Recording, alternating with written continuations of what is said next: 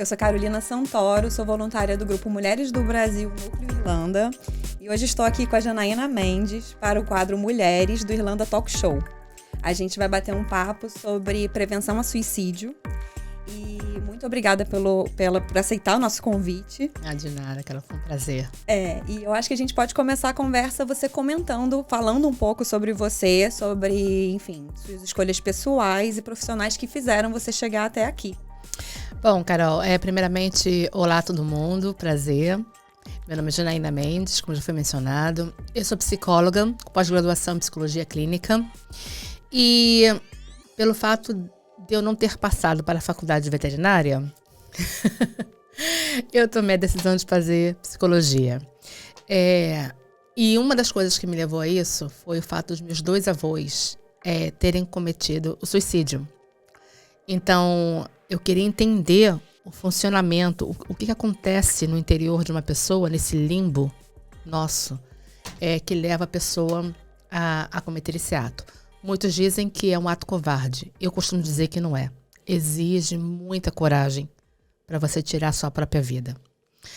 E não só coragem, o medo e outros fatores. Descrença até mesmo. Descrença, depressão, uma série de coisas. Sim. Mas o impulso do ato, você tem que ter coragem. Eu mudei, eu trabalhava no Bradesco, no Brasil. Trabalhava com o departamento de credenciamento médico. Em 2007, eu decidi pedir demissão, vendi o apartamento, quando saiu um tiroteio na minha rua e eu tive que pular num contenedor de lixo em Botafogo, no Rio de Janeiro, com a minha filha de 4 anos.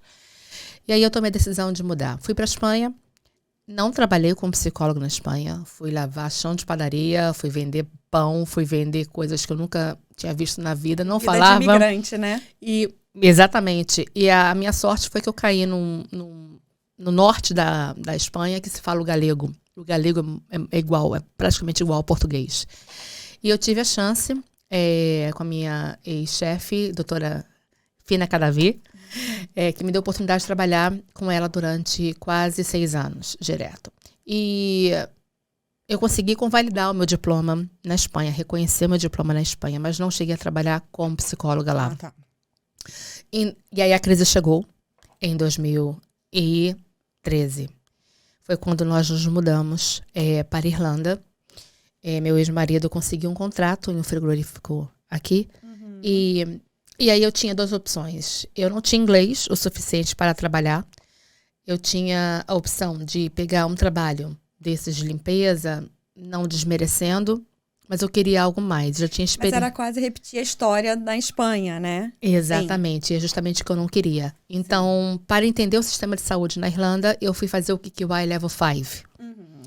Ou seja, eu fiz o Healthcare Course, com 8 módulos.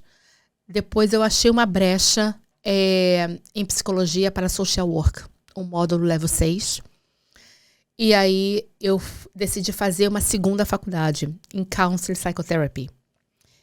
E isso me deu uma base muito grande, porque as abreviações e nomenclaturas em português são muito diferentes. São totalmente diferentes. Então, Sim. eu tive que reaprender meu conhecimento. Sim. Eu fiz 4 anos, trabalhei, fiz as minhas horas no SoulSed Ireland, que é basicamente um local que assiste e cuida de pessoas com tentativa de suicídio, tem linhas 24 horas. Mas ele é como se fosse uma ONG. Ele é uma ONG não governamental. Foi fundado por uma pessoa que teve o filho que cometeu suicídio. Ah, tá. E aí isso se estendeu. Tem em Dundalk, tem em Drogheda, tem em Dublin, tem em Navan. Entendi. E aí eu comecei a crescer. E nesse período eu estava trabalhando como healthcare. Então comecei a trabalhar no nursing home, comecei a entender um pouco da saúde. Depois eu fui trabalhar em uma outra companhia, que é basicamente social. Nursing home é a parte médico. Uhum. E nessa outra companhia é como você trabalha exatamente, você conhece um pouco do RICUA, o que é o sistema de saúde, o que é o HCC. Até que eu consegui, depois de 10 anos na Irlanda, depois de 8 anos na Irlanda, consegui o meu emprego na área pública. Ótimo. No HSE, No junto HSE. Sim. E aí começou, E aí minha jornada de convalidar o meu diploma aqui, de provar que eu sou psicóloga, mas também fiz uma segunda faculdade, que eu tinha as notas que eles pediam. Você estava apta para atuar aqui, né? Exatamente. E você sente muita diferença? Embora você tenha dito, né, que não teve muita experiência em psicologia no Brasil, mas você sente muita diferença da atuação Totalmente. aqui? Totalmente. Totalmente. A psicologia no Brasil, ela abrange muitas coisas, né? Ela é como um leque. Te abraça em muitos setores. Aqui são coisas específicas. Por exemplo, tem a psicologia clínica, a psicologia educacional e o counseling psicólogo. Ou seja, a psicologia é dividida em 3 partes aqui. Se você quiser reconhecer o seu diploma, o Psychology Society Ireland, nós não temos o coro aqui. Nós não temos um CRP. Mas temos o PSI que reconhece o seu diploma, de acordo com os certificados que você apresenta. E é dividido em 3 partes. Então, como eu tinha pós-graduação, tenho pós-graduação em psicologia clínica, eu fiz a opção por isso. Então, mandei toda a documentação, mandei a minha tese onde eu falo sobre a eutanásia, que é bem interessante. Sim. Nós estamos falando sobre o suicídio, e a eutanásia é um suicídio assistido. Sim. Né? E a minha tese foi baseada nisso, e o PCA aceitou a minha convalidação. Ótimo. Mas, assim, hoje em dia você atua exatamente em qual...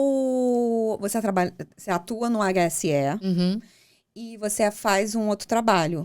Eu trabalho com psicologia clínica, mais voltada para ID, eu chamo Intellectual Disability, autismo e outros tipos do que vai dentro do espectro. Sim.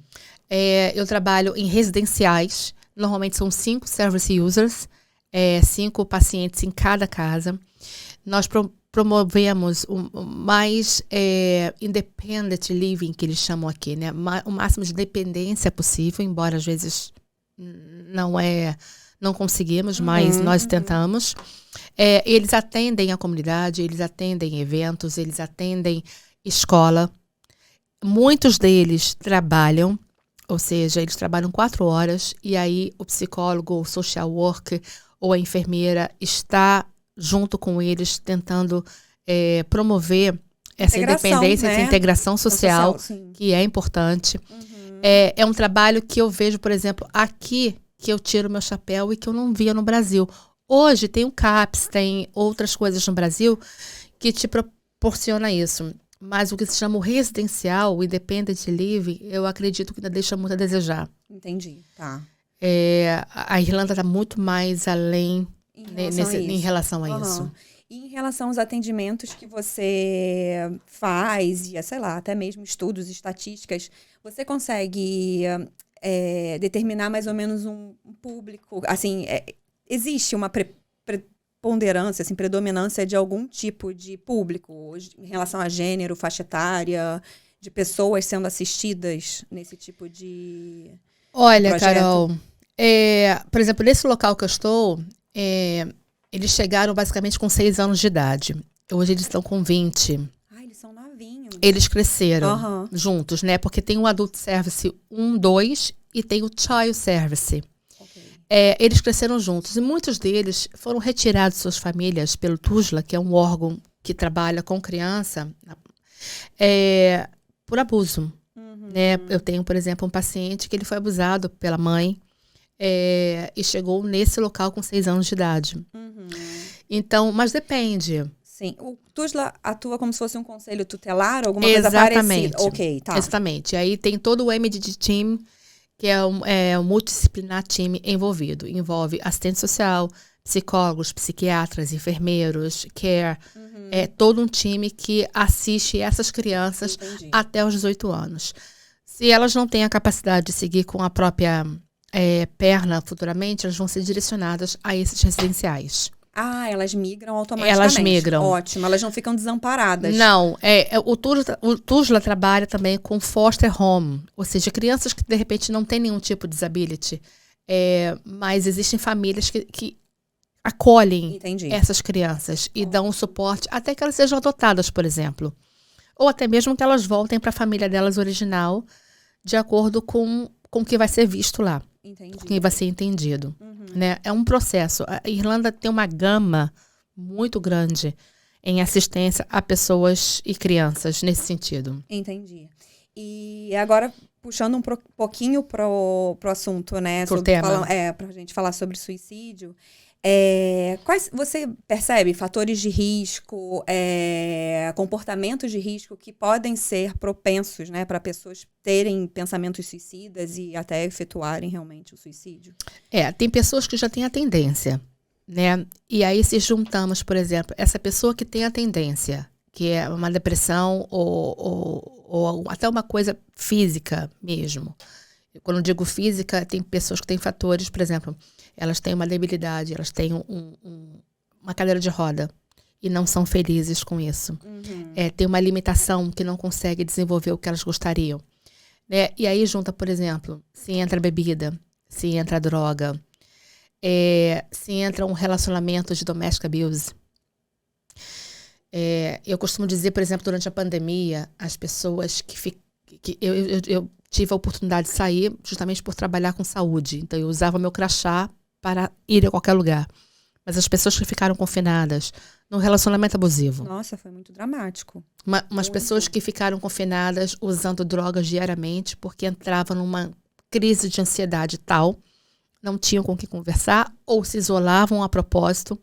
Então, o caso de suicídio durante a pandemia e depois cresceu absurdamente. Porque isso era outra pergunta que eu ia te fazer, que era se existem momentos que são mais propícios também para esse tipo de quadro, né? Sei lá, o inverno ou a própria pandemia. Existem condições externas também que eu acredito que influenciem nisso. A condição externa e a interna, elas chocam, né? Elas vão junto, até o momento que a pessoa não consegue mais lidar com aquilo. E se não busca uma terapia, se não busca um atendimento profissional, se não busca inclusive medicação, pode terminar em um desfecho que, sim, infelizmente, é o que nós estamos vendo. E, por incrível que pareça, a comunidade do youth, a comunidade adolescente, está aumentando o nível de suicídio, porque a droga está junto. A falta de perspectiva de vida. Com todos os aspectos já da própria idade, né? Dessa transição para a vida adulta com junta os hormônios, esses estímulos externos. Junta os hormônios, os fatores, por exemplo, o que acontece com esses adolescentes e crianças dentro de casa? Qual é o tipo de abuso? O pai bebe, a mãe bebe, eles se drogam, eles são espancados. O que acontece? E esses adolescentes vão desenvolvendo o quê? Agressividade. Né? É o que nós chamamos, por exemplo, as gangues, que atualmente é uma coisa muito falada aqui, inclusive pela comunidade brasileira, dos ataques que sofrem. Eu não estou justificando, mas se nós olharmos atrás desses adolescentes e pré-adolescentes... Tem todo um histórico, né? De onde que eles vêm? Qual é o histórico familiar? Sim. E assim, esses jovens ou até mesmo adultos, eles conseguem acessar serviços de apoio aqui? Assim, como é que funciona isso? Consegue acessar, mas querem acessar? A família tem estrutura, tem entendimento para reconhecer que aquela criança ou aquele adolescente está beirando um caminho preocupante? Porque muitos pais também estão envolvidos com isso. Sim. Muitos pais não estão preocupados se o filho está roubando a bike do vizinho ou se está vendendo droga. Está preocupado em comprar o álcool para poder seguir a própria vida. Seguir, né? a própria vida. Sim. Então, a maioria desses jovens também não tem estrutura familiar. A família não tem conhecimento, ou se tem conhecimento, não tem vontade de procurar. E, às vezes, quando busca, é que a coisa já está muito avançada. Sim. E muitos desses jovens acabam em residências como essa, com crises psicóticas, com paranoia, com agressividade.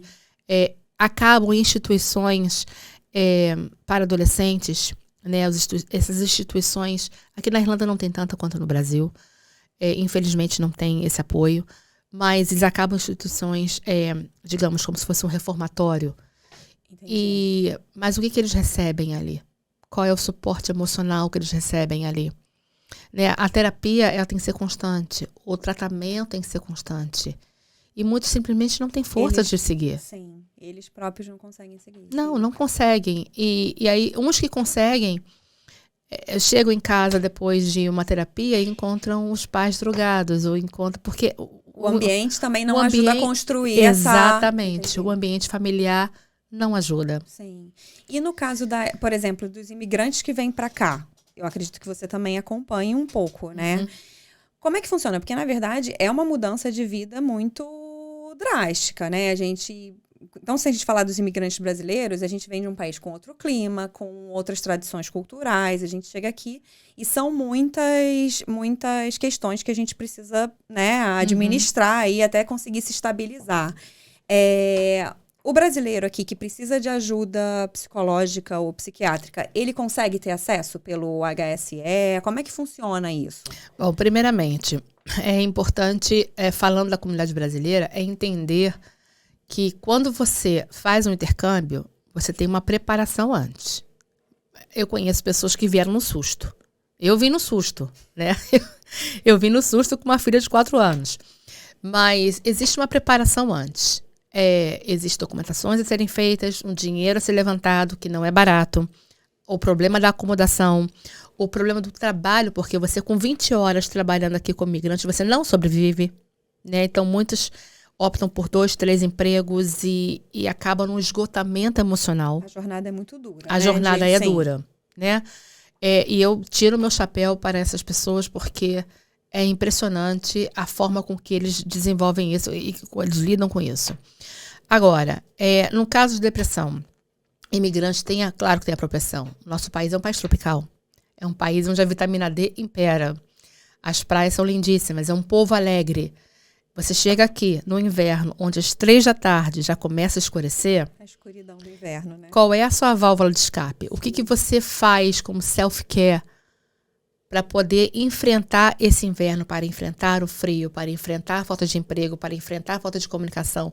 O seu vizinho não vai levar um bolo na sua porta perguntando se você quer tomar um café com ele, né? Você não vai na casa de uma pessoa aqui do vizinho com um amigo, eu tô levando mais vamos bater um papo e jogar uma carta. Até porque a gente fica muito, às vezes, sem referência, realmente, porque a nossa rede de apoio fica toda no Brasil, né? Exatamente. A gente tem que construir uma nova rede de apoio aqui. Outro problema, dependendo da sua rede de apoio, você tem um desapoio, né? Você tem a rede que vai te afundar mais do que te levantar. Sim. Nós podemos ver pelos golpes que as pessoas levam pagando aluguel antecipado, pessoas que são roubadas pelos próprios colegas ou pelas próprias pessoas que vivem junto. Então, é uma soma de fatores, Carolina. E, infelizmente, se você não tiver, digamos, uma base familiar e saber realmente quem você é, aonde você quer chegar, e mesmo com todos os imprevistos no caminho, você tem metas, se você desviar disso, pode ser um problema. Entendi. E assim, agora eu vou fazer uma pergunta leiga, porque eu não sou da área de saúde. Mas, por exemplo, eu convivo com alguém, quais sintomas eu posso entender que essa pessoa... detectar que pode... Olha, essa pessoa está com uma tendência suicida ou ela precisa de algum tipo de ajuda relacionada à saúde mental. Se você convive com aquela pessoa, você já sabe mais ou menos a rotina dela. Sim. Qual é o comportamento, né? A não ser que seja alguém que tenha vindo morar, chegar na sua casa ontem. Mas se você convive com alguém, você sabe conhece um pouco da rotina. Então, se aquele colega teu está isolado no quarto muitas horas, não está comendo, não está se integrando, interagindo com os da casa, não atende o telefone. Porque eu conheço pessoas que moram na mesma casa, mas para se comunicarem, mandam o WhatsApp um para o outro. Um está no quarto, outro está no outro. Sim. Né?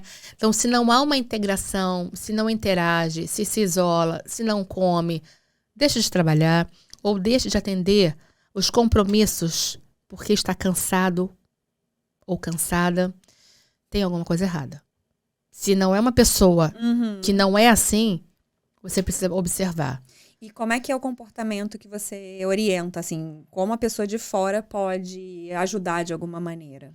Bom, se você tem um tipo de intimidade com essa pessoa, conversa, pergunta até um certo limite, porque muitos deles também não querem ser perguntados ou não querem ser molestados. Mas se você tem uma intimidade, Tenta saber o que está acontecendo, de que forma que você pode ajudar. Porque um dia você pode abrir a porta do quarto e essa pessoa não está mais ali. Então, e aí agora falando de um caso crítico. Por exemplo, uma pessoa que realmente foi se isolando e ela não aceita ajuda. Como proceder? Porque, de certa forma, você tá naquele ambiente, né? Enfim, tá vivendo com aquela pessoa. Pergunta difícil essa, né? É uma pergunta porque se você invade essa pessoa pode ficar mais agressiva ou pode se afastar e se isolar mais. Sim. Se essa pessoa tem um tipo de intimidade com você, pode ficar com medo de você se afastar, dela estar representando algum trouble, algum problema na sua vida. Sim. Agora, você pode intervir sim. Se essa pessoa mencionar, isso é muito importante, gente, isso é muito importante. Se essa pessoa mencionar, se ferir ou ferir o outro, você, por favor, liga para o 999. Intervém. Não tem que esperar. Que é a central da Guarda. Qual é o órgão? A central da órgão? Guarda ligada ao Corpo de Bombeiro, ligada à ambulância. É uma central que vai direcionar você para o serviço de emergência competente. De novo, se essa pessoa mencionar você que vai se ferir ou vai ferir outra pessoa, você tem o dever de entrar em contato com o 999. Tá. E aí, tem algum tipo de documento, a informação que normalmente o atendente da central pede para nesse momento? É importante que você tenha o nome completo da pessoa, o seu endereço. Se você souber se essa pessoa está tomando alguma medicação ou não, também é importante, porque os paramédicos vão chegar ciente. Todas as informações que você tiver. Necessárias. Todas necessárias para evitar um problema maior. O suicídio é uma coisa real. Acontece mais do que é divulgado, até por uma questão de preservar. Mas a intervenção, ela existe. E a intervenção pode vir de cada um de nós que convive com alguém que está representando um perigo imediato ou que está sinalizando a você que pode acontecer algo. Entendi. E, Janaína, não sei, aí novamente, eu como não profissional de saúde, eu percebo que de uns tempos para cá, principalmente depois da pandemia, o assunto saúde mental tem sido mais divulgado, tem sido mais falado. Como é que você percebe esse estigma? Ainda existe muito estigma de quem assume que precisa de ajuda? Existe. Existem pessoas, por exemplo, que vão à terapia e ao psiquiatra e que não quer que você saiba. Porque vai ser taxado de louco. Até hoje. Até hoje, infelizmente. E a mesma coisa funciona para medicamentos também. Porque, de repente, eu faço terapia, mas a partir do momento que o terapeuta, de repente, indica um psiquiatra, existe também ainda esse estigma. Existe. Você tá me chamando de louca? Tá me direcionando pro psiquiatra, por quê? O que você está vendo em mim que eu não estou vendo? Cansei de escutar isso na sala de terapia. E não é explicar que a sua saúde mental, ela é prioridade. Que você precisa se cuidar. Que isso aqui funcionando bem, o seu corpo vai funcionar bem. Que o seu corpo pode reagir e desenvolver doenças psicossomáticas porque a sua saúde mental não está bem. Sim. E isso é real. Infelizmente, é uma coisa tão pouco divulgada. Sim. Ou tão pouco valorizada que eu só peço que as pessoas que tenham a necessidade de buscar ajuda, por favor, não pensem. Busquem. Busquem, sim. E aí, exato. Considerando, eu imigrante, morando num país distante do meu país natal, como eu peço ajuda na Irlanda, por exemplo? Você pode ir ao seu GP, dizer que você está apresentando sintomas. Dali você vai ser direcionada à terapia e ao psiquiatra. Agora, existe uma fila de espera.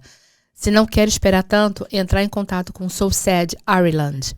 Você vai preencher um formulário, pode ser preenchido online, encaminhar, e alguém do SOSAD vai entrar em contato com você, disponibilizando um counselor. Então, você já começa a se cuidar sem esperar muito, porque saúde mental é aqui e agora. Nossa, é muito urgente. É urgente. Porque a fila de espera é realmente grande. Quando descobre um câncer no seu corpo, que também já está constatado que vem do teu emocional, eles esperam. Não esperam. Eles fazem a intervenção. Saúde mental é igual. Sim. E acabaram de sinalizar que a nossa entrevista está acabando. Então, recapitulando.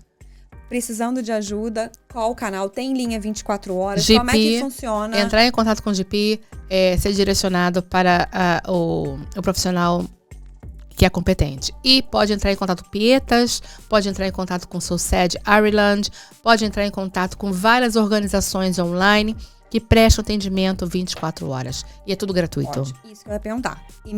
Para imigrantes também. Gratuito. Eles não podem negar atendimento. Não podem, é crime. Tá ótimo.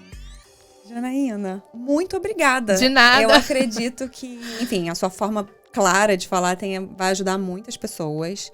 Então, muito obrigada por ter aceitado o nosso convite novamente. Foi um prazer, Carol. Obrigada pelo convite. Obrigada, Alexson, que está aqui monitorando a gente. Obrigada, Eduardo, pelo estúdio. Enfim, é importante falar sobre saúde mental. E isso... Ainda mais um assunto que é tão cheio de estigmas, mas ao mesmo tempo tão presente na vida de todo mundo. Exatamente. Né? Ainda mais na vida de um imigrante. Né? Exatamente. Muito obrigada, muito gente. Muito obrigada, Irlanda Talk Show, pelo espaço. Obrigado vocês duas por participar, gente. Muito obrigada. Obrigada.